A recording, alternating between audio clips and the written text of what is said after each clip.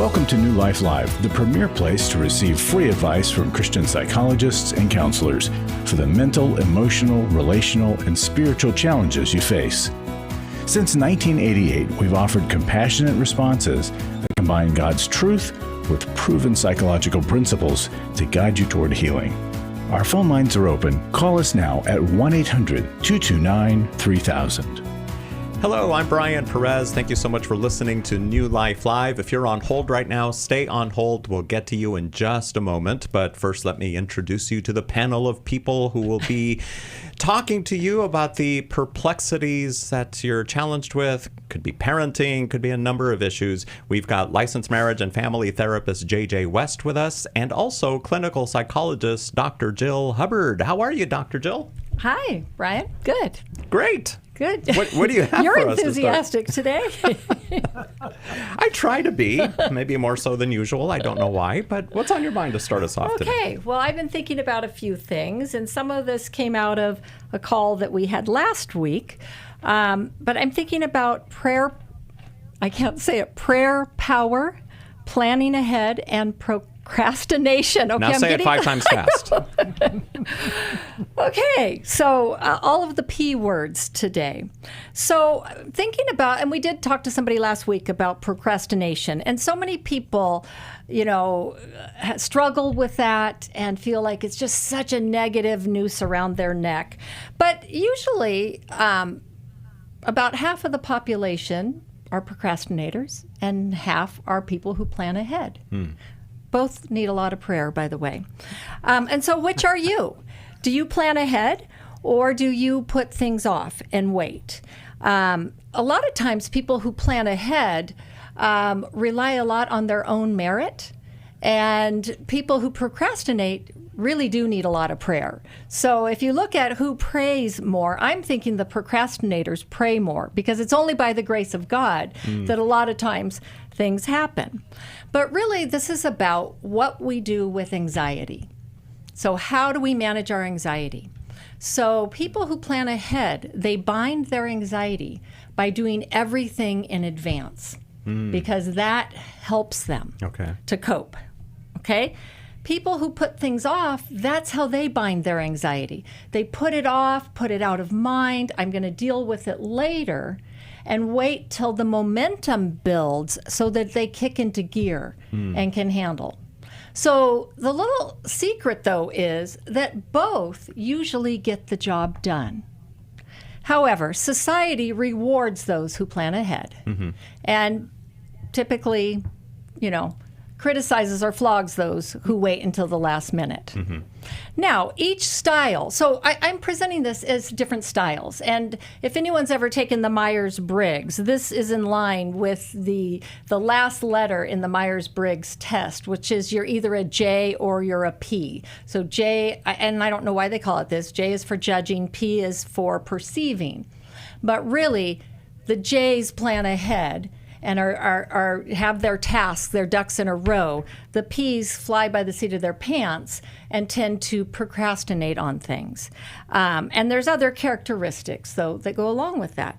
And so I think the goal in life is that we want to, one, lean into our style, realize that we all have different types of brains. And so embrace the brain you have and learn how to kind of minimize the negative effects of each style and maximize the benefits and try to blend the styles. Is the goal. Yeah, and I would think, too, that when it comes to a marriage relationship or something, if a planner, a header, is married to a procrastinator, or if it's a work situation where you're trying to get something done and there's the person that waits till the last minute, and so how to deal with how we are wired, but then also how to deal with and to realize the impact that it has on others too. Yeah, I mean, people who procrastinate drive people who plan ahead crazy. Yes. Absolutely crazy. Right? And vice versa. So we're going to go to the phones in just a moment. Dr. Jill Hubbard and J.J. West. We're going to talk to Linda, Sean, Kim. Thank you so much for calling in today on New Life Live. We've been married 33 years. We attended the Intimacy and Marriage Workshop.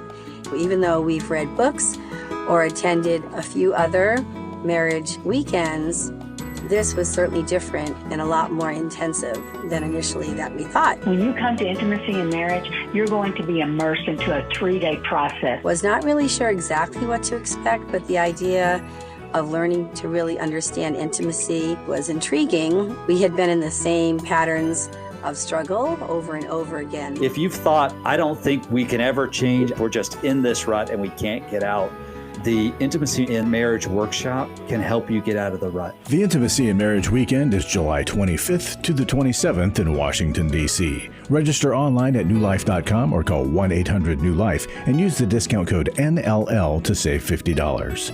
1-800-639-5433. I would highly recommend it.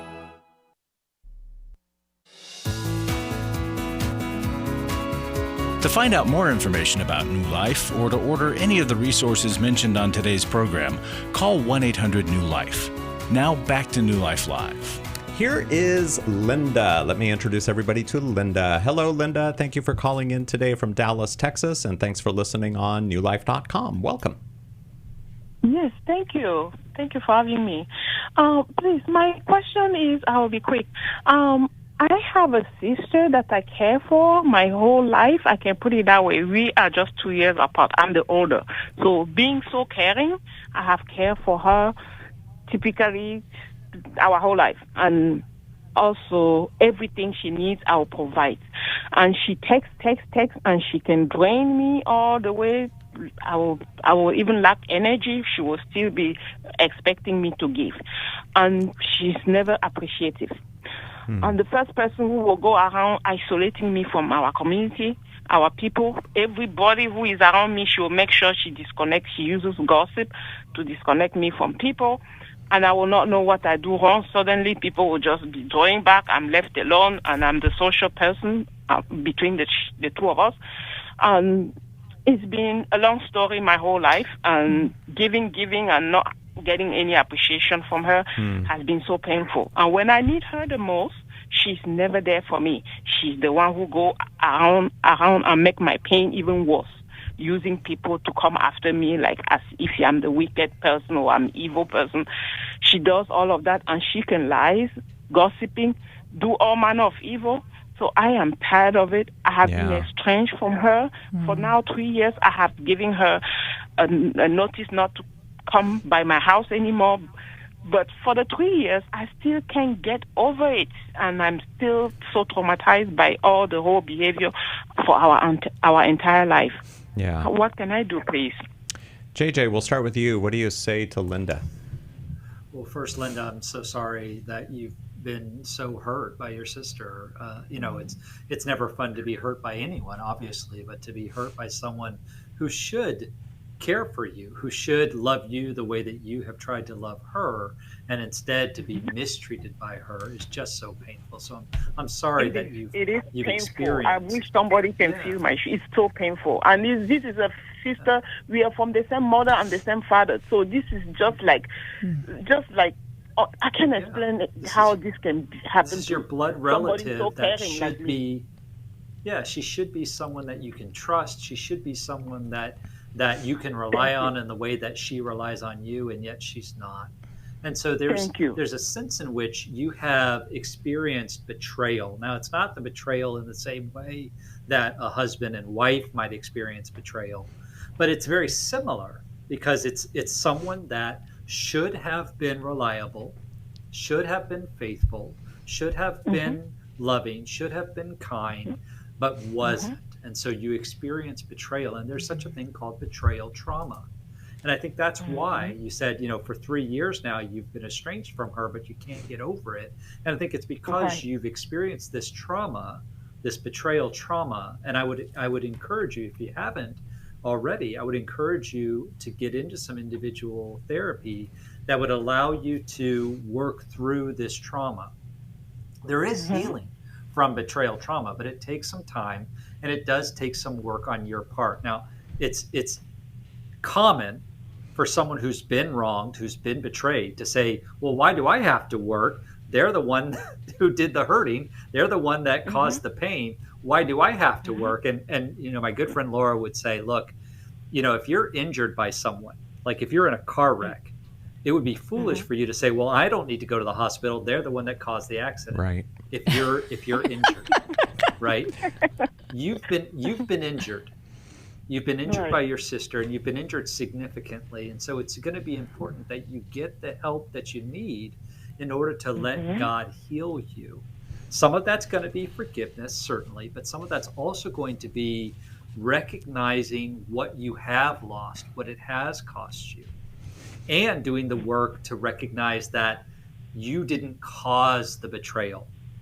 This isn't something that you did or some fault of yours that she treated you this way. This is the result of her mistreatment. And so to be able to acknowledge, okay, yes, I was betrayed. And there's a part of what gets us stuck is that we don't want to admit that I live in a world where I'm that vulnerable, that someone can get that close to me and hurt me. And so part of our resistance to healing is like, I don't want to acknowledge that I could be hurt like that. I want to be safe and secure. And I have to get to a point of recognizing I do live in a dangerous world. I do live in a place where I can be hurt and betrayed. And yet God is bigger. God is able to be my strength and my shield, even when I am mistreated in terrible ways, just as he was. Linda, you and your sister are very different. And I mean, like night and day, it seems. And it seems in what I'm hearing in your value system, this is your family, your flesh and blood, this is your sister. Siblings are supposed to have each other's back. Siblings are supposed to be there because when the parents are gone, who do you have? You have your siblings. And so it seems like that's your value system, and that's how you've operated. And you're older by only 2 years, but you've done all this for your sister. You've cared for her. She's been on the receiving end of that, but she's different, and she has a different character, and she has a different set of values. I think because she's been cared for so well, some people are very grateful and appreciative and go along with that model. Others become entitled and expectant. And it seems that your sister's values and character are along these lines, where she expects you to take care of her and to be at her beck and call, and somehow she's really special because she gets all this care. But you're not as special because you're doing the care, and so then she devalues you. And but there also may be some jealousy in there too. I was told about that. Many people's close friends to me told me that you probably have something that your sister don't have, and she's just hating you for it. Like how about I give her everything. I know, but you've given her too much, Linda. You've given her too much. It's not been balanced. And what you have that she doesn't is that you're actually a really good person and a caring person, and you think of others. Your sister thinks of herself. And if she feels like you somehow, she knows deep down you are the better person, which is why she's probably jealous of you. And so she's devaluing you and degrading you in the eyes of others to elevate herself. Because you took the position of the good girl, the one that cares for others. And she came along and she took a different role in your family. And so you have to, there's a disconnect because you're still operating as if she should be on the same page with you, that siblings have each other's back. And so you have to look at the fact that what should be isn't, as JJ was saying, and look at what is and who she is, and pray for her. Pray that, God grabs hold of her heart and there's a shift in who she is, and that there's some humility there, because I feel bad for her going through life in this way, in using people and degrading people to elevate herself. Yeah. JJ? She acts like she's my boss. Exactly. She's entitled. I am her prey. You're her servant. I am the soft one, and I've always been soft and caring, but she is overusing me, acting as though I am not a human being. That's right. So you know what? We teach others how to treat us. So that's where you start having some boundaries. And sister, you know, I love doing for you, even I know you're not talking to her now, but you take advantage of my goodness. And I have too much self-respect to allow you to do that because it's not good for you. And so I need to say no to you because you've never learned to hear no. Yeah. JJ, any closing thoughts? Yeah. Well, so on that line, I would say, Linda, if you've never read the book Boundaries, we would love to send that to you because I think it would be helpful in regards to because the boundary's for you, right? You can't set a boundary for your sister because you're not in charge of her, but you can set a boundary for yourself that says, I'm not willing to be mistreated this way. I'm not willing to let you try and control my life. I'm not willing to give and give and give, but have no expectation that you will be there for me. I'm not willing to live that way anymore. So the boundaries for me. So I think that'd be a good resource for you to read. And like I said earlier, I think it'd be really important for you to get into some good individual therapy to help you work through the trauma that you've experienced, the betrayal trauma you've experienced from your sister, so that this no longer has a hold on you. This no longer has control on you. This no longer dictates how your life goes, because you are someone who takes care of others. You are someone who has their act together. You don't want this hanging over you the rest of your life. Linda, stay on the phone and we'll send you a copy of the Boundaries book from the newlife.com store. Now let's talk to Sean in Springfield, Missouri. Mandy and Kim, don't hang up. We'll get to you guys in just a little bit. But first, here's Sean. Welcome to New Life Live. Thank you. Yeah, how can we help you today? Yes, my question is, I had been married almost 40 years. My husband was abusive, and I've been going through counseling, but it's been 8 months today, and I'm just wondering, how long do I have to deal with these triggers and the trauma? 8 months today from what? From when he passed away. Oh, okay.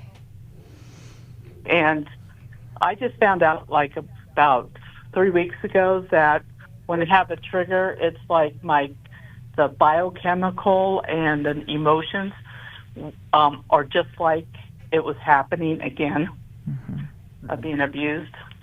Yeah. And it was kind of comforting to know that in a way, because I just really thought sometimes I was kind of going crazy. Yeah, when you get triggered, you go into your primitive brain, and you go into hyper arousal. So that's that fight or flight or freeze.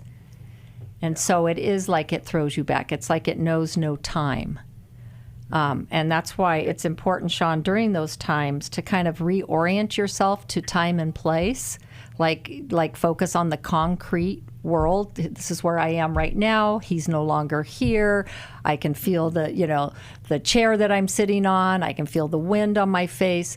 To ground yourself in the present is important to do in those situations. Yeah. Well, and Sean, to your question of how long will I be dealing with this?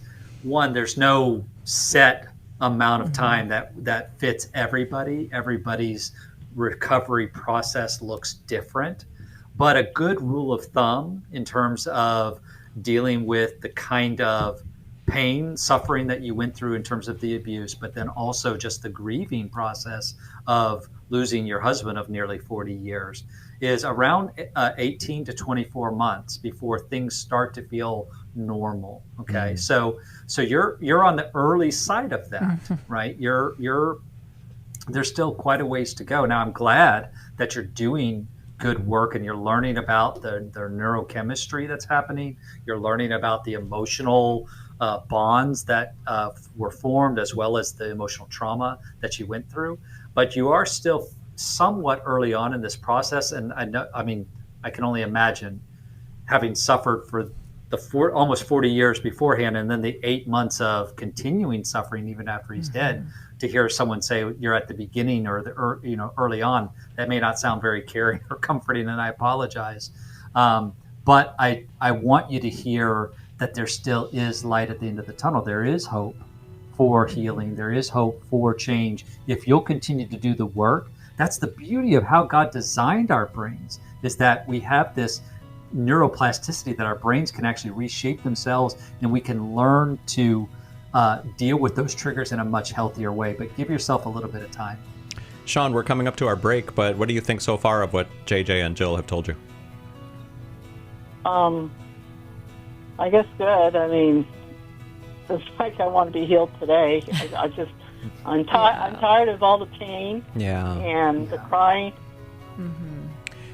Okay. Understandable. Yeah, totally understandable. Stay on hold. We'll come back to you after the break here on New Life Live, and we've got some other calls that we're going to get to as well. Thank you so much for listening today. Thank you for watching. Thank you for supporting us financially as well. You can get more details at newlife.com and follow us on social media. Early on, looking at pornography that went into affairs, massage parlors, strip clubs with buddies. Before you know it, you're ashamed of that. Every day, men struggle with sexual integrity, impure thoughts, strip clubs, affairs, pornography. My wife got a phone call, and she asked me who this person was, and man, how do I get myself out of this one? For over 20 years, New Life Ministries has been helping men regain their integrity and purity through their one-of-a-kind Every Man's Battle intensive. When she said to me, I want you to look at this website named Every Man's Battle, she had me look, and I said, no, this is exactly where I need to be. This is exactly the problems I have, and I'm gonna go. You don't have to struggle any longer. Get help in Denver, Colorado, June 6th through the 8th. Call 1-800-NEW-LIFE to register or to find out more. 1-800-639-5433 or online at newlife.com. Use the discount code NLL to save $50.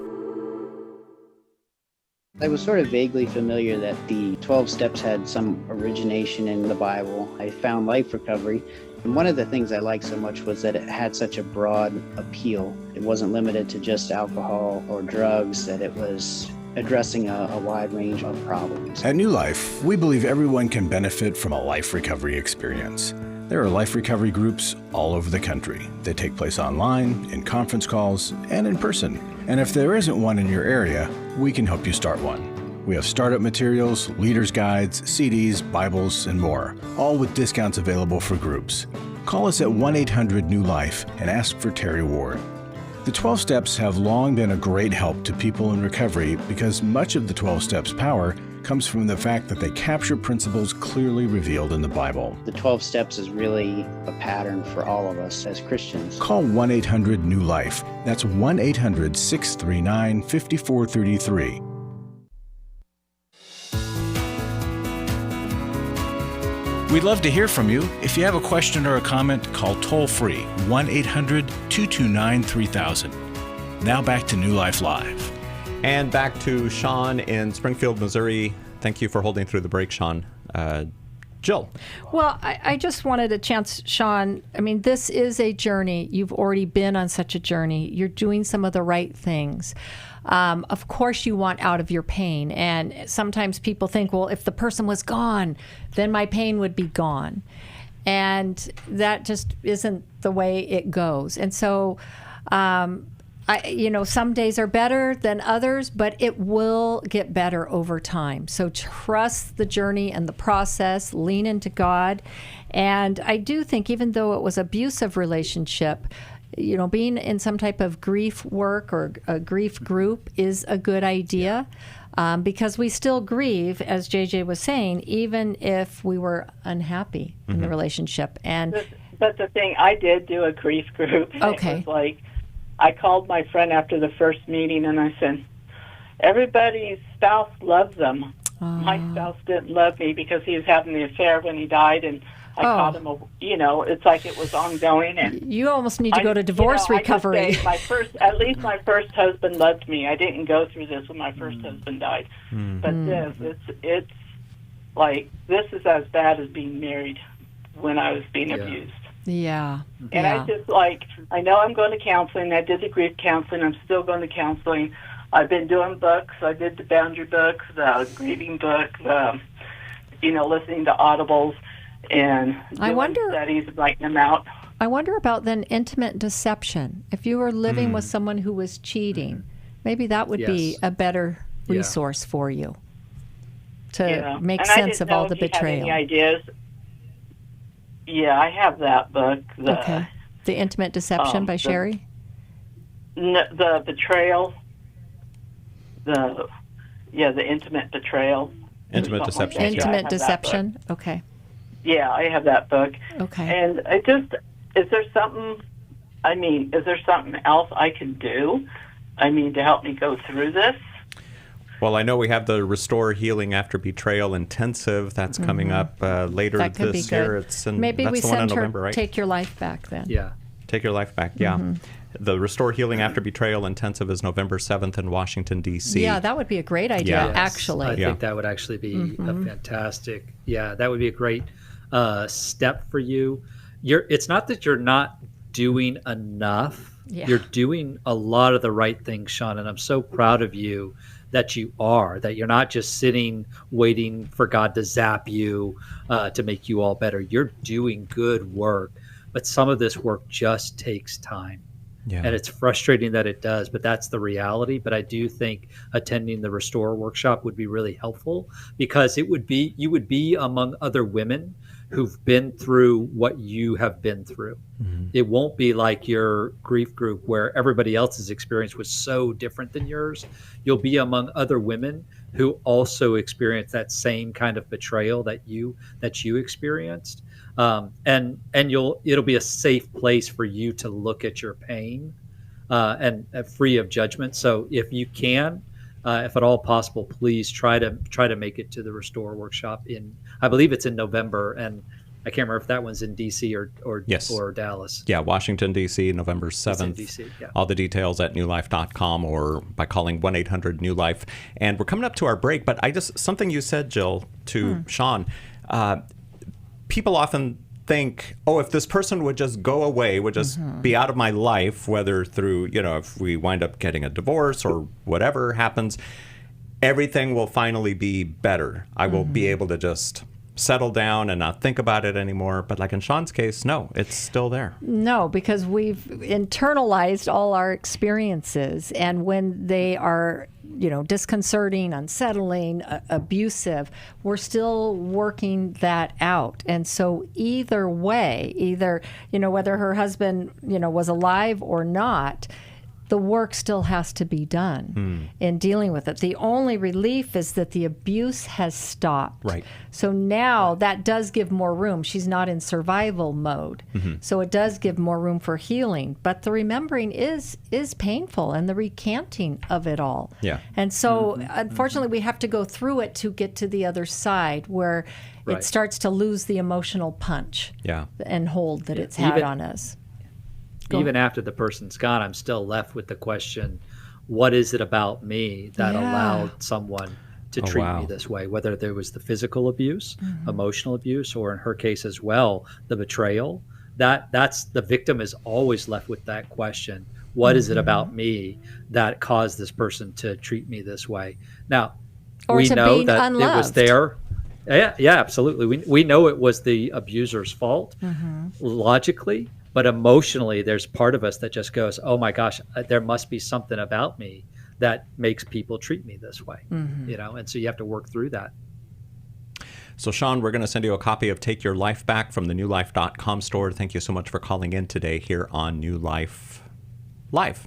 I'm Brian Perez here with Dr. Jill Hubbard and JJ West, and more calls are coming up. I see Marty and Kim, and want to let you know, I mentioned the Healing After Betrayal Intensive Restore happening in November. We've also got an intensive for married couples. It's called Intimacy and Marriage. That one is coming up July 25th in Washington, D.C. And next week, guys, the Every Man's Battle Intensive is happening in Denver, Colorado. It starts June 6th. It is not too late for you to sign up. You can go to newlife.com to find out more about any of these intensives. You can also call 1-800-NEW-LIFE. If you've been to one of the intensives before, you get a discount on future intensives. So that's always a good thing. It's always good to save money, right? We'll be back with more of your questions. Marty and Kim, you're coming up. And thank you all for listening and supporting New Life Live through your financial support. You can learn more about that at newlife.com or by calling 1-800-NEW-LIFE. I was stuck. I was so stuck. 27 years married. My husband addicted to pornography for the majority of our marriage. I was very isolated and didn't really know which way to turn. If you've been affected by betrayal, an emotional or physical affair, or pornography, Restore Intensive will equip you with support and tools to help you through. When two people want to do their part, we can be restored. But if they don't, we can still be restored. We are not stuck because someone else made a decision. That God lets us weigh in on how we want to walk out our lives. Our wellness does not hinge on another person's decision. The Restore Intensive is coming to Washington, D.C. November 7th to the 9th. Register online at newlife.com or call 1-800-NEW-LIFE and use the discount code NLL to save $50. You guys helped me figure out what was going on. 1-800-NEW-LIFE and the discount code NLL. Club New Life changes lives. I think I go way back to listening to New Life, learning so much from it, and then becoming a Club New Life member. Club New Life is a monthly giving family that helps New Life Ministries provide Christ-centered hope and counseling resources to thousands of people. You know, I'm so thankful because you know why I keep giving? Because I keep learning, and I'm so thankful for all the lives that you touch every day and the people's lives. So when I get to still hear the radio show, it's just so encouraging to my heart. When you sign up to support us monthly through Club New Life, you'll make a difference in the lives of individuals and families with godly counsel and help. And you know one reason I give? Because I feel like sometimes I'm hiding behind a counselor's couch, listening to all this great information and not paying. So my guilt of this great advice is alleviated by being a Club New Life member. Call 1-800-NEW-LIFE. That's 1-800-639-5433. And together we can help hurting people find help and hope in life's hardest places. Call 1-800-639-5433 to join Club New Life today.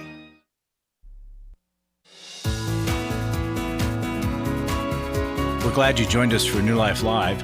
To be a part of the program, call 1-800-229-3000. Now back to New Life Live. So yes, we have an Every Man's Battle intensive beginning June 6th up in Denver, but we also produce a podcast called Every Man's Battle, and you can find it wherever you get your podcasts. The topic of our most recent episode, which we released on Memorial Day Monday, was the false belief that your best thinking can fix you. Now, JJ, explain why this is a false belief. We always hear that thinking positively or setting your mind to the task at hand is a great way forward. Why do guys need to go through the Every Man's Battle intensive and watch the podcast? Yeah, you know, it's a great question. So, you know, one of the things that we often do to start off the intensive is we say, listen, your best thinking got you here, right? Like, so if that was your best thinking and it landed you in betrayal and the need for recovery, your best thinking is not going to get you out of this, right? You're going to need to look outside of yourself. This is why 12-step programs, right? They talk about the need to surrender ourselves to a power greater, our lives to a power greater than ourselves. We cannot fix ourselves by ourselves. I say it all the time. I can't take my broken self and fix my broken self with my broken self. It doesn't work.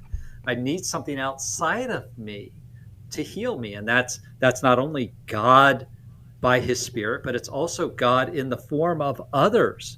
That I need others who come around me and tell me what's true about me that I can't see, and who tell me what's true about the world that counteracts the lies that I have believed from the enemy. So I absolutely cannot get there by myself. I'm going to need other people to show me the way, and I'm definitely going to need God to bring about healing and to change the way I think about things. It's not just behavior. I need God to help me think differently about my life and about the world around me. And that's why the intensive is so helpful, so powerful, is that's what guys experience there. Right, because just stopping the behavior, JJ, as you've said, doesn't change everything. Yeah. You have to deal with what's going on inside, in the brain, in the heart. So many guys will come to the intensive thinking, I want to have the same life I've always had, just without this habit. I just want this behavior to go away, but everything else to remain the same. And if that's the case, you're going to slip back into the habit. If you go back to the same life, same character, same way of relating to people, you will eventually slip back into the old behaviors. So find out more about the Every Man's Battle Intensive at newlife.com and check out our podcast wherever you get your podcasts. Here is Kim, who is calling us from Dallas, Texas, listening on KWRD. Welcome, Kim, to New Life Live. Thank you so much. My question is, my daughter, who is 38, is in an abusive relationship. She has been for about 12 years. In 2018, TPS placed her 2 children, my grandchildren, with us. I am currently joint managing conservator, and I have been since 2018. My daughter has filed for a divorce from this gentleman for the 3rd time, and it's looking like she's not going to go through with it once again. I wanted to ask a question because he is still abusive, and she wants me to drop my joint managing conservatorship because she says I'm just trying to control everything. And the specific question is, if I do that and something were to happen to her, would the children go with their father? And the second part of the question is, if I choose to move out of state, which I don't want to do, but this has been such a traumatizing time for my husband and me because we moved here from Ohio. Our daughter followed us and brought all this trauma into our lives, and we want to possibly move back. What would happen if we did that with my joint managing conservatorship status? Do you guys know? Well, Kim, in terms of the actual specific legal ramifications, I don't know the answer to that. But I do think that if you gave it up and she was still married, yes, that most likely would mean the children would go to their dad if something were to happen to her, unless there was a case made that he is abusive, which is how they ended up with you in the first place. Your daughter sounds like has that typical battered wife syndrome, where she keeps going back and they have this very toxic relationship that isn't good for the kids. So I'm glad that they are with you. I would check and see, can you legally take the kids out of the state that their mother is in? In divorce situations, you cannot take children out of the state unless the other parent consents. So I'm not sure when it comes to custody of children by a grandparent in a conservatorship. So I don't know, JG, if you know anything about that. Yeah, I don't know. And every state is legally, different, too. Right, exactly. Every state is different. What I would recommend, Kim, is if the courts assigned a guardian ad litem for the kids, speak with them or whatever the equivalent is in Texas. Like a child advocate here. A lot of times kids child get advocate. assigned. Right.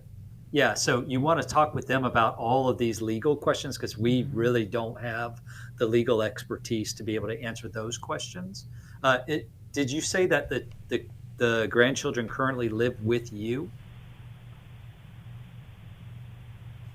Kim? They did, but then I'm here. Sorry about that. That's They right. did, but then the court gave them back to their mom as a chance to do better.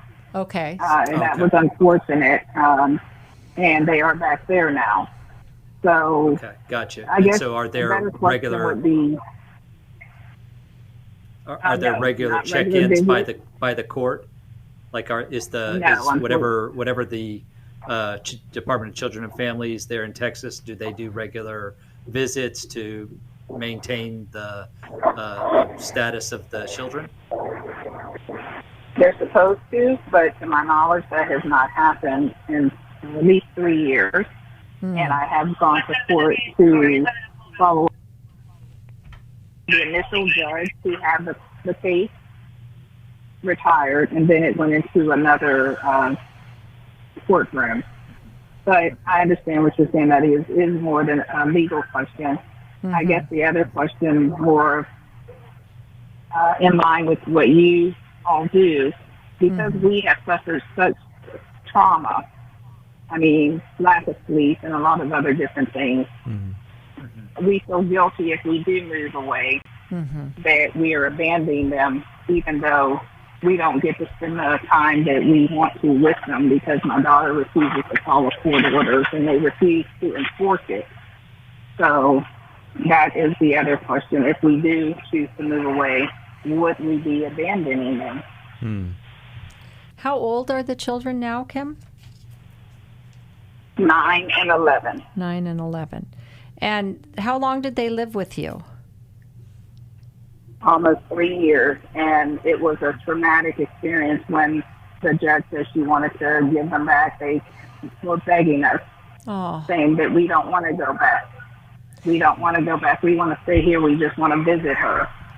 But they refused to listen. It has been such an unfair process and surprising. Yes, it can be. Very, very heartbreaking. It sounds like you have been a really good influence in these kids' lives and that they do need you. Courts do work at reunification wherever possible to bring families back together. And a lot of times the criteria for doing better is less than desirable. But as long as it's minimally safe for the kids, they will often try to do that. I think it's important that whether you stay or you go, that let's say if you were to move, that you come back frequently and that you maintain connection with the kids as best you can. I'm wondering, you could kind of make a case either way. My first thought was, no, you should stay there. But I think that not giving up the conservatorship is important. But if you were to move farther away, your daughter might see that as you not trying to be so controlling and maybe be more apt to allow you to then visit and see the kids. I'm not sure. You kind of have to think that through. But by the age of 14, at least in California, kids can pick where they want to be, and the courts will listen, and with each passing year. You don't want to have to pin them against their mother, but it's obviously, as you've seen, it can be constantly changing. So whatever you have to do to stay in their lives, that's, I think, the number one thing. JJ, we've got a break coming up in about 30 seconds. Can you think of a book that we can send from the newlife.com store? How We Love Our Kids? How We Love Our Kids. Okay.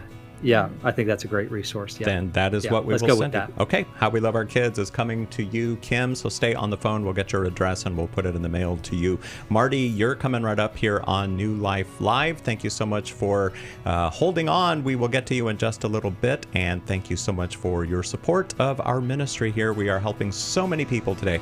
New Life Live.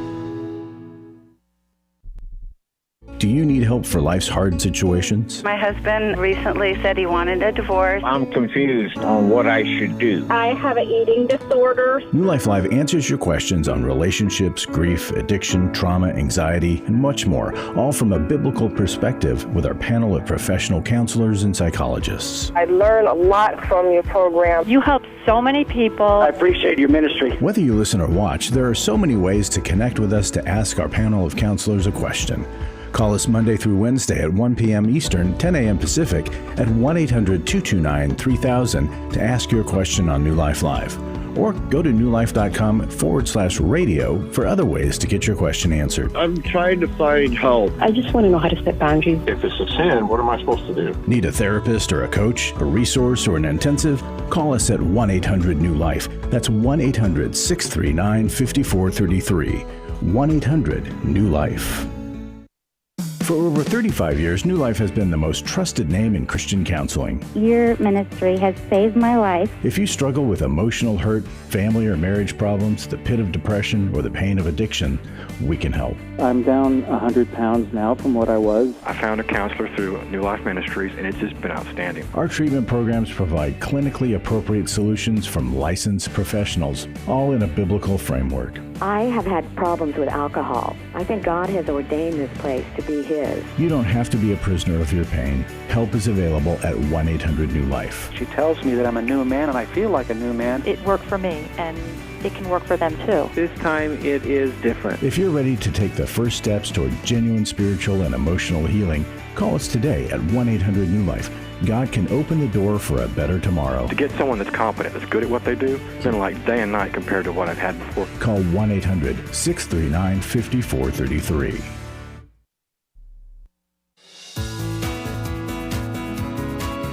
To find out more information about New Life or to order any of the resources mentioned on today's program, call 1-800-NEW-LIFE. Now back to New Life Live. If you're like me, you benefit tremendously from the advice given here on New Life Live. You might even hear something that doesn't apply to you specifically, but it stays in your mind. And then you hear that a friend is struggling in a particular situation, and you're able to tell them, I heard something on New Life Live that will help you navigate what you're going through. So I'm asking everyone listening right now, everyone watching, would you make a gift to come alongside us in helping hurting people? Help us continue giving new life to a lost and dying world, and even to fellow believers who are also struggling. Give online at newlife.com or call 1-800-NEW-LIFE or text the word MATCH to 28950. Hey, here's Marty. Thank you so much for calling in from Fairfax, Virginia, and for listening on newlife.com. Thank you so much.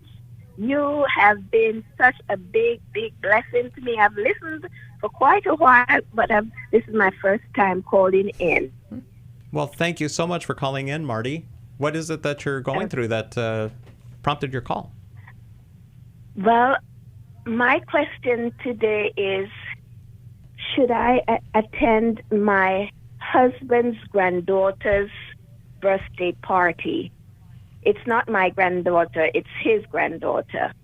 And her mother doesn't like me. She doesn't like me. His daughter doesn't like me either.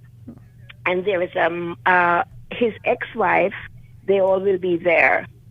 So I just had the thought, no, it doesn't spell sense for you to go there to torture yourself, because there's nobody there to accept my husband, to, who really would appreciate my company being there. And it's not that I'm dreaming it up. It's something that is real. I can tell you, instance, the daughter in the first place, we have just been married for 2 years. And the daughter, in the beginning, when she heard that we were getting married, she was very rude to me. She told me, you've got to sign a prenuptial agreement. And I said, no, I'm not going to be signing a prenuptial agreement. She said, you are, and you have to come here and do it. And, I got mad and I said, you are very rude. So So how old is your granddaughter? She will be 10. She'll be 10 years old. Okay. And when you say that it's her age. Or you're right. I'm sorry. How old? It's her husband. Yes. And so what is it about her? Why do you say that she doesn't like you, the granddaughter? Oh, the granddaughter. She would see me and just not, want to engage in any conversation. Let me jump in a little bit, Marty. You've only been in the family 2 years. Blending families takes at least 8 years. I don't know the history prior to, like how long has your husband been divorced from his ex-wife? But clearly, do you want to say? Has it been a while? Yes, I wanted to say 4 years. Yes. Okay, so, and you're the only, he wasn't married in between? No. And did he date others in between? No, he didn't date anybody else. Was his ex-wife happy about the divorce? That part of it he never disclosed to me. Okay, so here's the thing. All I know is, here's the thing. You are low man on the totem pole in this family. This is a broken family, yet they still function. Dad still goes to things, right? It's your husband's responsibility to run interference for you with his family, and to, kind of let them know how they should be treating you and to confront them in their rudeness. But their wounds are just 4 years old. And so that's really not enough time for anyone. And so you are seen as an intruder to their family. Yes. That even if it's broken, again, somehow it was still functioning, and somehow there's the illusion that, well, we've got a mom and we've got a dad or a grandma and a grandpa, and they may not be living together, but they're still here. Now you come in and throw reality, a splash of cold water that says, no, grandpa's moved on or dad has moved on, and none of them are ready for it. So I think that you need your husband to run interference. I think it's okay if nobody there is at all on your team to maybe not go every time. I wouldn't completely disappear, because this is your husband now and you need to be making a way together. But think of it more as a slow integration. And as time goes on, it may be that your husband isn't at as many functions with ex-wife. Or as time goes on and ex-wife moves on, there will be some more congeniality that may happen. But the best you can maybe hope for is that they're neutral towards you. Marty, I'm wondering if the granddaughter doesn't like you because it's not you personally. Down. It could be, has the family said things about you, Sure. and that's what she's hearing. And it isn't you, Marty. It's just your position. Yeah. Yeah, exactly. It could be anybody in that role, and there would to be a similar rejection. So I am curious, Marty, is it your husband who is inviting you to the party? Because I'm assuming that his daughter and granddaughter are not. No, I'm sure they haven't. And I wasn't bold enough to say, he said she texted him about it. So I was going to say to him, may I see the text? Because I'm sure she didn't say invite me, Marty, as well. I'm sure they didn't word it that way, but he wanted me to come. So do I tell him no? And how do I, face Well, him I wouldn't jump to a yes or no. I would start a conversation. So he's invited you to come along. He wants you to go. So I think you sit down with him and say, okay, if I were to go, right? I'm not committing to anything. If I were to go, how do you suppose you will handle the situation, the fact that your ex-wife and your daughter don't like me and don't really want me to be there if they make it known, right? If they're clear in their dislike of me at this granddaughter's birthday party, we don't want that to take center stage, because the party is about celebrating this little 10-year-old, right? That's what it needs to be about. Right. And so to be able to have a conversation with your husband, how will we make sure that we don't take attention away from the granddaughter whose birthday it is, right? So we're having a conversation about that. Now, if he comes back with, well, listen, I'm going to have a conversation with them ahead of time to, hey, let's all behave ourselves and let's let the focus be on the granddaughter, then you have some reassurance that it's a safe place for you to enter, as Jill was talking about, that slow integration. But what we don't want to do is just show up, hey, deal with me, and then we have this big blow up and this big mess that overshadows and ruins the little girl's 10-year-old birthday party. We don't want that to happen. So it's really a conversation between you and your husband around how do we slowly integrate me into the larger family picture. And I think it's okay for you to say, hey, when she invited you, how did she invite you? What can we look at the text? Because if she's saying, hey, I don't want Marty there, well, let's not force me on the family right now. Yeah. Any book recommendations from the newlife.com store that we can send to Marty? And thank you, by the way, Marty, for calling in today to New Life Live.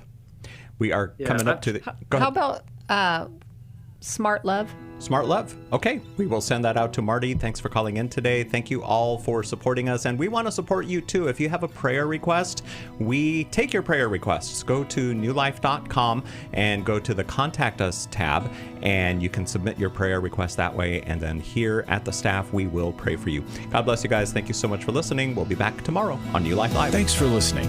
We hope this program has helped you by giving you insights for handling the challenges you face in your life. We want you to know that we're here for you, but you also need to know that New Life Live is a listener-supported ministry. To make your donation or to get any of the resources mentioned on today's program, call 1-800-NEW-LIFE. That's 1-800-639-5433 or online at newlife.com. Please join us again tomorrow for New Life Live.